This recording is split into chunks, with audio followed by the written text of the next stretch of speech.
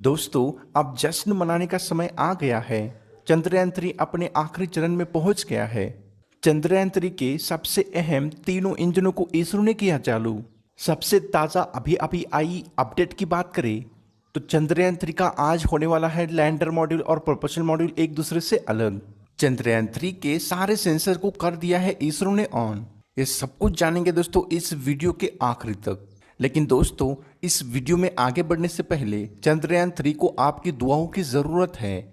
इसके लिए कमेंट के जरिए ऑल द बेस्ट इसरो जरूर लिखना चाहिए और इस वीडियो को एक लाइक भी जरूर करना चाहिए।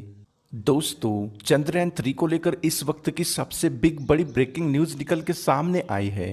आप इसे सुनेंगे तो खुशी से जरूर झूम उठेंगे क्योंकि जश्न मनाने का समय अब आ ही चुका है।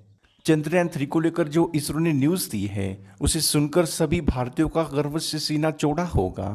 चंद्रयान 3 के उस पड़ाव को इतने दिनों तक पूरी दुनिया इंतजार कर रही थी। वो पड़ाव आज के दिन होने वाला है और साथ ही साथ में नासा के वैज्ञानिकों को इसरो को कुछ ऐसी बात कही है जिसको पढ़ने और सुनने के बाद हर कोई चंद्रयान 3 पर गर्व कर रहा है। और साथ ही में दोस्तों, लूना 25 लॉन्च करने वाले रशिया ने भी इसरो को बधाई दी है। सबसे पहले तो रूस का कहना है कि इसरो ने तो इतिहास ही रच दिया है। उन्होंने कहा कि हमारे लूना 25 से पहले भारत का चंद्रयान 3 चांद की सतह को छूने जा रहा है। हमें इसरो की मेहनत और चंद्रयान 3 की हाई क्वालिटी की टेक्नोलॉजी पर गर्व हो रहा है। काश इसरो जैसे वैज्ञानिक हमारे भी स्पेस एजेंसी में मौजूद होते तो हम भी चंद्रयान 3 जैसे कम पैसे के अंदर चांद को फतेह कर लेते। इसरो की तारीफ पूरी दुनिया में हो रही है क्योंकि इसरो में बहुत बड़ा काम करके दिखाया है। और सच में दोस्तों, इसरो ने जो काम करके दिखाया वो सच में काबिले तारीफ तो जरूर ही है। आपको बता दूं कि चंद्रयान 3 ने चांद की सतह पर पहुंचने के लिए जितने भी पड़ाव थे उन सभी को बड़ी आसानी से पार कर लिया है और वो अपनी अंतिम पड़ाव पर आज मौजूद भी हो गया है।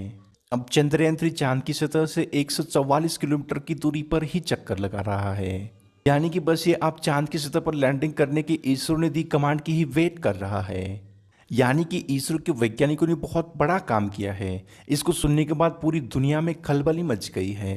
आपको बता दूं कि इसरो के सभी वैज्ञानिकों ने चंद्रयान 3 के लैंडिंग प्रोसेस को पूरी तरीके से स्टार्ट कर दिया है।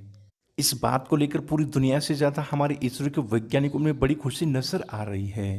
इसरो के वैज्ञानिक हद से ज्यादा खुश हैं क्योंकि दोस्तों उनकी ये 4 साल की कड़ी मेहनत का नतीजा है। इस कड़ी मेहनत पर हमें तो गर्व जरूर ही है, लेकिन हमारा गर्व इसरो के वैज्ञानिकों से बहुत कम हो ही जाएगा क्योंकि उन्होंने 4 साल की कड़ी मेहनत से इस मिशन को अंजाम दिया है। और अब वो फाइनल घड़ी आ चुकी है जहां पर चंद्रयान 3 भारत का भविष्य लिखने जा रहा है। इसरो का नाम इतिहास के सुनहरे पन्नों में लिखने जा रहा है। हमारा भारत पूरी दुनिया में एक अलग ही रिकॉर्ड तैयार करने जा रहा है क्योंकि दोस्तों ये चांद की सतह पर अब सफलता हासिल करने ही वाला है। अब सवाल तो यही है कि आगे इसरो का काम क्या होने वाला है। चंद्रयान 3 की लैंडिंग कैसे कराई जाएगी, चंद्रयान 3 की लैंडिंग कब होगी। इतनी मुश्किल भरी रास्तों के अंदर चंद्रयान 3 को इसरो हमारा चांद की सतह पर कैसे लैंडिंग करवाएगा क्योंकि चंद्रयान 3 चांद के दक्षिण ध्रुव पर उतरने वाला है।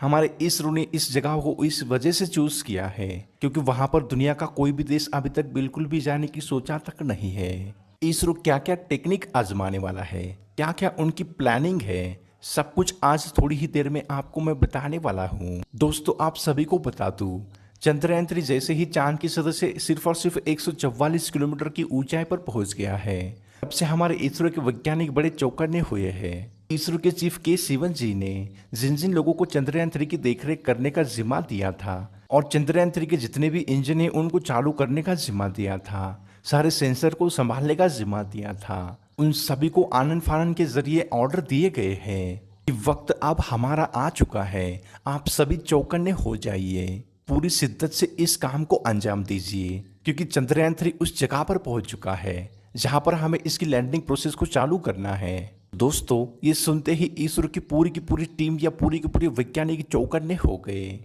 और उन्होंने चंद्रयान 3 के तीनों इंजनों को स्टार्ट कर दिया।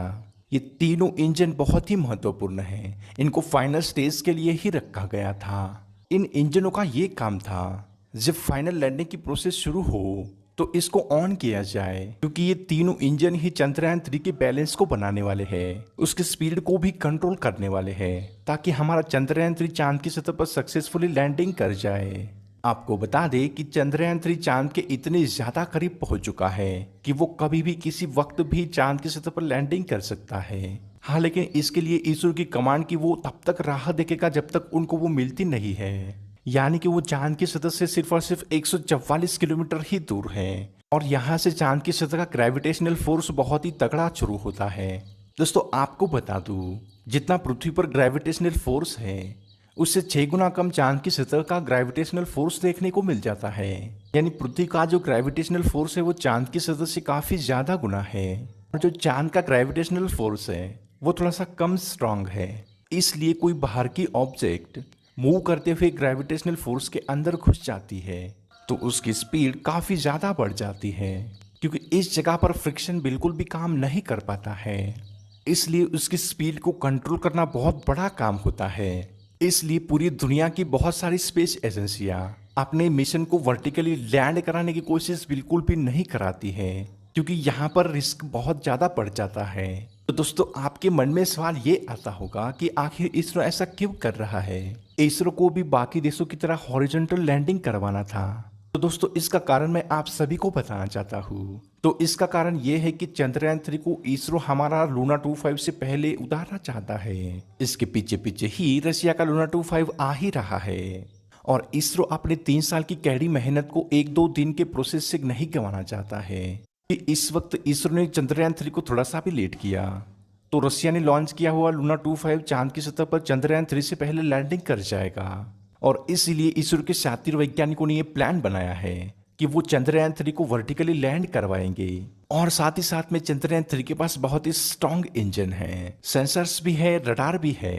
इसलिए देखा जाए तो किसी भी प्रकार की कोई दिक्कत आएगी ही नहीं। हमारे इसरो के वैज्ञानिक चंद्रयान 3 को बड़ी ही आसानी से वर्टिकल लैंडिंग करवाएंगे। इसलिए दोस्तों हमारे इसरो के वैज्ञानिक इस फाइनल डिसीजन पर पहुंचे हैं कि हमारे चंद्रयान 3 का लैंडिंग प्रोसेस हम चालू कर देते हैं। चंद्रयान 3 के वर्टिकल लैंडिंग में एक और दिक्कत आती है कि चंद्रयान 3 के हर एंगल को कैप्चर बिल्कुल भी नहीं किया जा सकता है और इसीलिए चंद्रयान 2 का जो ऑर्बिटर है वो चंद्रयान 3 के हर एंगल को कैप्चर करने की कोशिश कर रहा है, उसकी हर एक तस्वीर खींचने की कोशिश कर रहा है और हमारे इसरो के पास भेज रहा है। नासा के जितने भी रेडियो टेलीस्कोप है और जितने भी सैटेलाइट है वो हमारे चंद्रयान 3 के ऊपर नजर गड़ाए हुए है।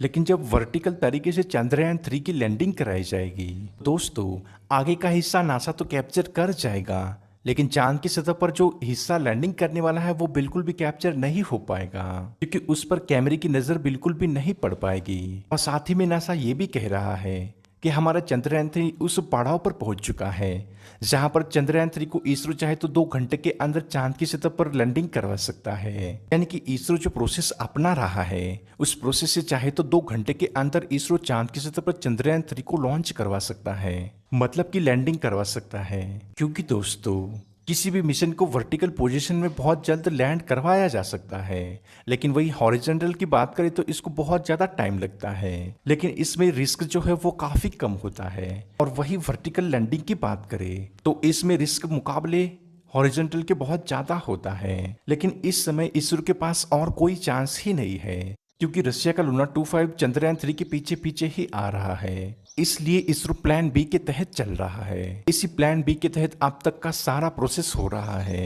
और इसलिए हमारा इसरो नासा की मदद ले सकता है, क्योंकि ऑलरेडी नासा के काफी सारे मिशन चांद की सतह पर मौजूद है और वो एक्टिव भी है। लेकिन जिस हिस्से को कैप्चर नहीं किया जा सकता उस हिस्से को कैप्चर करने के लिए नासा की मदद लेने वाला है इसरो। नासा के जितने भी स्पेसक्राफ्ट चंद्रयान 3 का एंगल कैप्चर करेंगे उन सारे एंगलों का डेटा नासा को ही भेज देंगे और नासा की कांटेक्ट में हमारा इसरो होने की वजह से नासा सारी डिटेल हमारे इसरो के पास भेजते रहेगा। दोस्तों इस सभी के बारे में आपकी क्या राय है नीचे कमेंट करके जरूर बता दीजिए और इसरो के लिए ऑल द बेस्ट इसरो जरूर लिख लीजिए और इस चैनल को जरूर सब्सक्राइब भी कर लीजिए।